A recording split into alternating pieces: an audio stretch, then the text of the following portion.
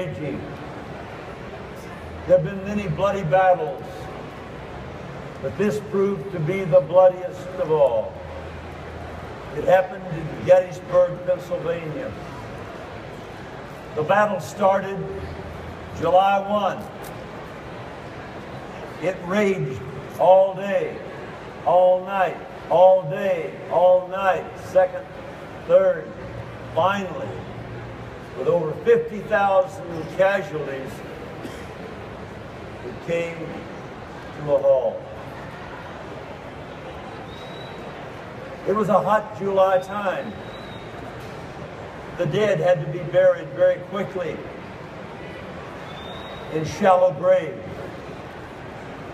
But the time came when the people of Gettysburg felt that these heroes, these soldiers who had given all, deserved a better burial. And so they went just outside of Gettysburg and designated a large parcel of land. And there they started burying the dead. In November of that year, 1863, on the 19th, Abraham Lincoln, along with several other dignitaries, was invited to the dedication of this cemetery. Edwin Everett, the great orator, was invited to speak. Abraham Lincoln was asked to make a few appropriate remarks. Edwin Everett spoke 1 hour and 57 minutes. Abraham Lincoln spoke 3 minutes. He felt that he had failed when he turned to his bodyguard and said, "It didn't work." But Edwin Everett was the first to realize that Lincoln had said in 3 minutes what he tried to say in 1 hour and 57 minutes. Quite a statement for a man of his stature. So this evening, I'm going to reach into my hat where Abraham Lincoln kept it all. His important papers were in the hat for you boys and girls.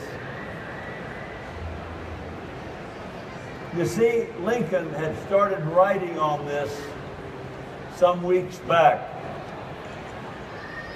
He had written, he had made changes in it, corrections as he saw it. He did not write it on the back of a brown envelope between Washington and Gettysburg. He worked on it then, but he'd already been working on it before that. He put a lot of sweat into this statement. In fact, he wrote on it till 11 o'clock the night before he was to give it the next morning. And then he went down and asked his aides what they thought about it. And he got up the next morning and did some more writing.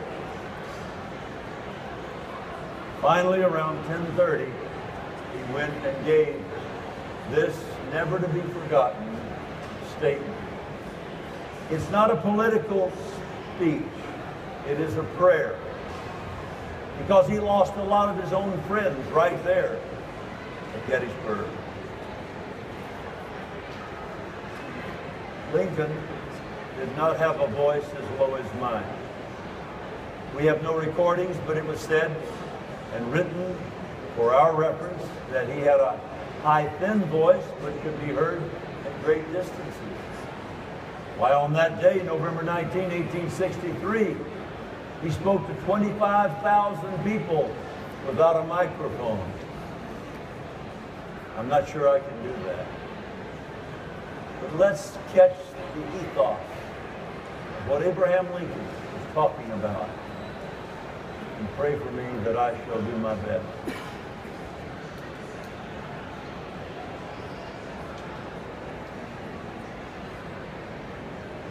Fourscore and 7 years ago, our fathers brought forth on this continent a new nation, conceived in liberty and dedicated to the proposition that all men are created equal.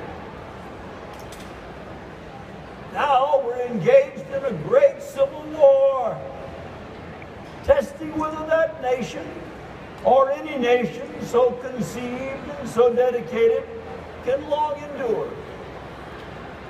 We are met on a great battlefield of that war. We have come to dedicate a portion of that field as the final resting place for those who here gave their lives, that that nation might live. It is altogether fitting and proper that we should do this. But in a larger sense, we cannot dedicate, we cannot consecrate, we cannot hallow this ground. The brave men, living and dead, who struggled here have consecrated it far above our poor power to add or detract. Oh, the world will little note nor long remember what we say here, but it can never forget what they did here. It is for us, the living, rather to be dedicated here to the unfinished work which they who fought here have thus far so nobly advanced. It is rather for us to be here dedicated to the task remaining before us, that from these honored dead we take increased devotion to that cause for which they gave the last full measure of devotion. That we here highly resolve that these dead shall not have died in vain, that this nation under God shall have a new birth of freedom, and that the government of the people, by the people, and for the people shall not perish from the earth.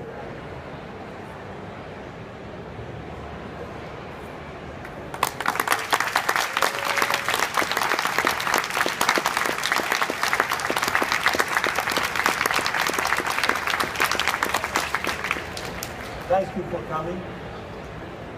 Just remember, we have our freedom because of what those who went before us did and the price they paid. God bless